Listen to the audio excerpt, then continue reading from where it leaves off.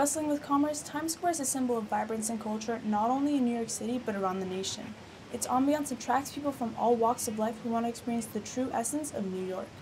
Yet not even 4 miles away lie 2,996 souls of people whose lives were lost in one of our country's greatest tragedies. My name is Andrea Gonzalez, and on September 11, 2001, I was 7 months old.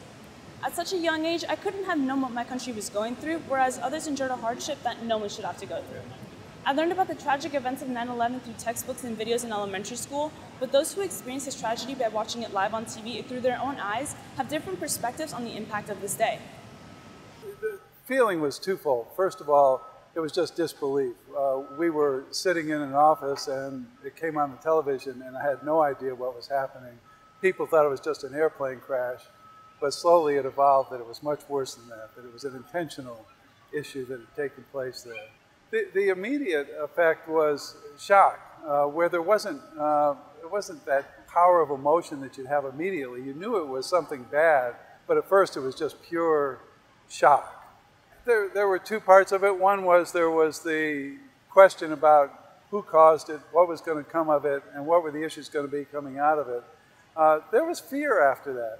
I traveled a lot to various cities, and after that you were very aware that there might be people or that weren't exactly happy with you that might cause damage going forward as well.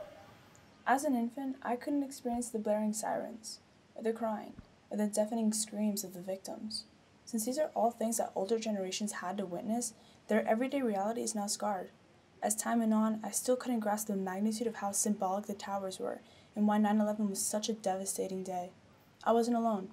Throughout my childhood, I was always amongst other children that also sat through the moments of silence, not knowing the full significance of that day. Well, I wasn't there whenever it happened, so I didn't see it like on TV or anything, but I do know that there was probably a lot of fear and terror whenever it did happen, and people were watching it on TV and they weren't sure what happened or what was going on or whether they were safe or not.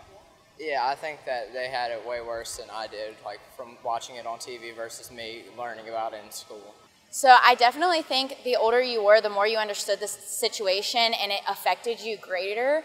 But as for me, since I was so young, I think that it still affected me because I saw what people were going through. Like growing up every single year on 9/11, we were like, had to watch what happened on like the projector screen in grade school and stuff. And like, I feel like they don't really do that as much. They don't take it as serious as much from someone who like wasn't even born. Like it's kind of something that is a little bit joked about, but it is a very serious matter.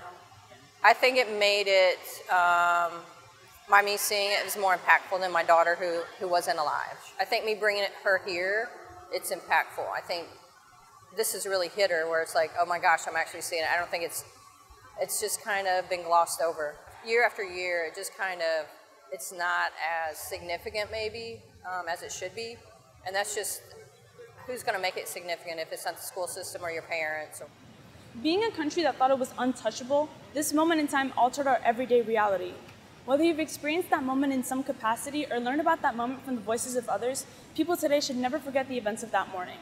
Being able to reminisce on the past is pivotal to transcending this new mindset into the future, not only here in New York, but also throughout the rest of the world. This has been Andrea Gonzalez reporting.